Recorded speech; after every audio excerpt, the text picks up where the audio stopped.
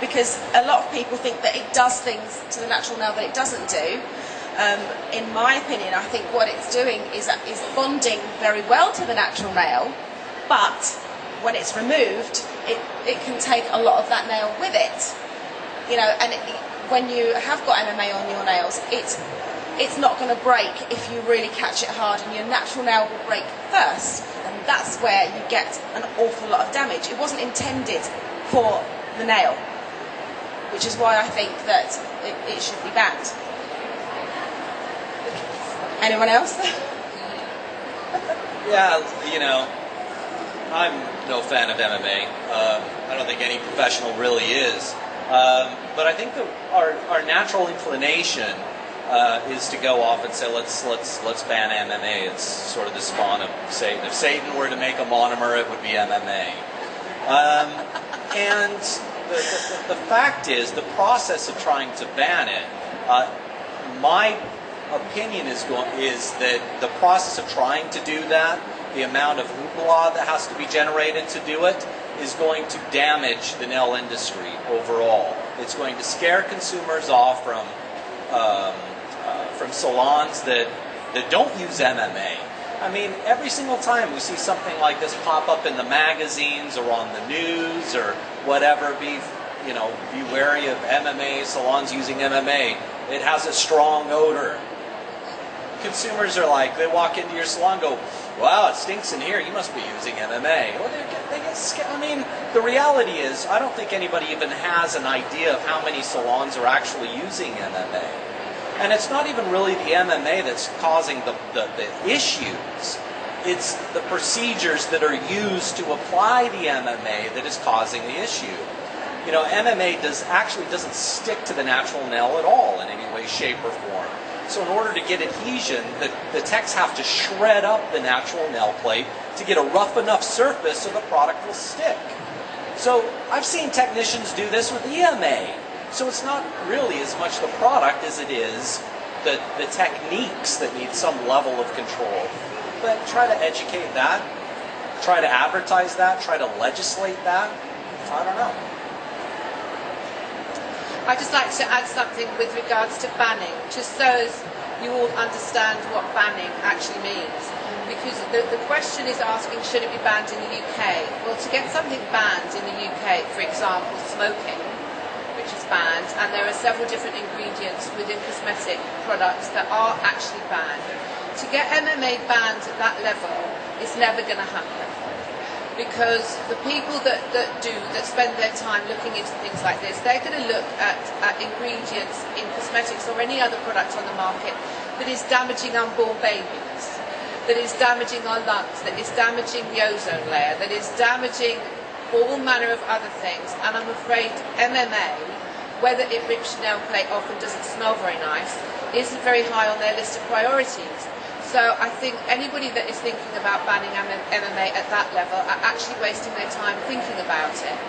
But what I can say is that the HSE, the Health and Safety Executive, and the Health and Safety Laboratory, they have actually been doing a very in-depth and very far-reaching project. They've been doing a number of projects. And when they finally come out with their findings, and nothing is quick, from the beginning, it's already taken about 2 years already, and it's nowhere near the finding stage yet.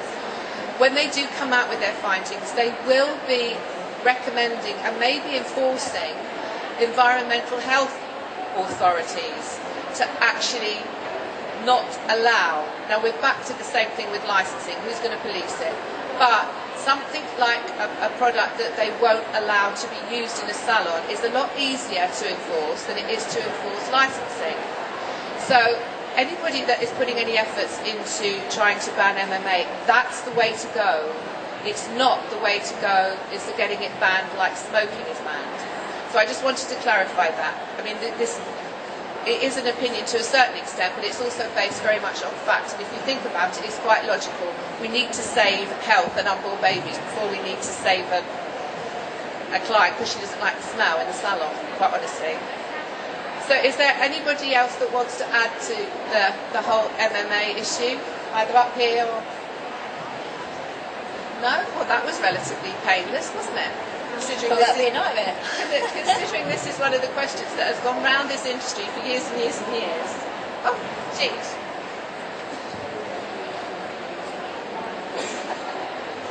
Only to just say that we have a terrific advantage here in the UK in that the USA has gone through all of this kind of thing before, and I think what Samuel was saying was that when they tried to highlight, as far as I know, Doug Schoen said that when they tried to highlight the evils of MMA in the States, it caused more damage to the good nail technicians' business than they ever anticipated. And Doug advised us, don't make a huge consumer thing about it because it'll only damage the good techs out there.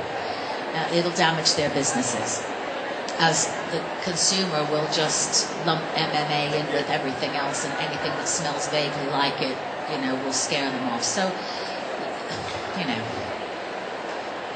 we have a good example to follow in what's happened in the USA in a lot of things, because they are sort of 5 years ahead in these trends, and so let's learn by that example and maybe think a little bit more carefully about how we're going to go about it, if we're going to go about it.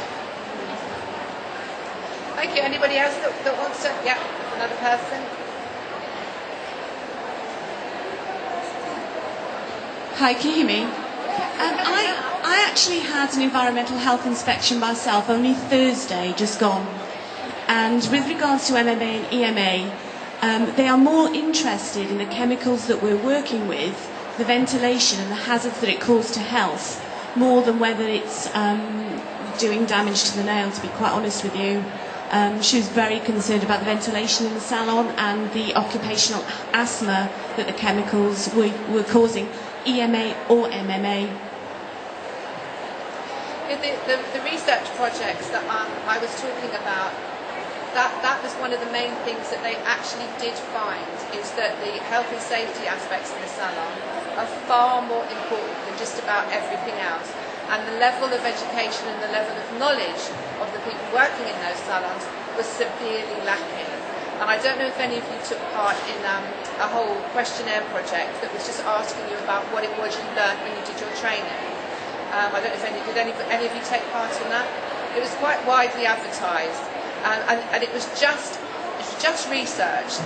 That, it could be anonymous. They just wanted to find out the level of education on health and safety, because when they did go round, they went around something like 250 salons in various parts of the country and asking health and safety type questions. The answers they got were quite astounding. That report is available to be read. I don't know if it's on the Havia website. It's certainly on the HSE website to be read. It's quite scary. So you're absolutely right that it is the health and safety aspect that is far more important and actually more relevant to clients at the end of the day. So is that subject done? Right? Yeah, exactly. Sam says that horse has been kicked. Okay, next question. We've got another horse to kick. During the credit crunch, do you feel it would be beneficial to switch to a cheaper alternative supplier or brand? That's a nice one. What's that?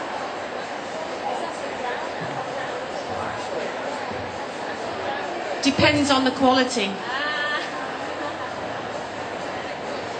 I agree. The lady down here at the front said false economy, and I can actually agree with that, because it's what you use and the service that you're given is what gives you your reputation and makes you commercially viable and keeps your clientele. So it's false economy by doing that. It's not going to help your business. What it is, it's down to you being commercial and then changing maybe your advertising structure or what you do to promote your business, not changing your product. Yes.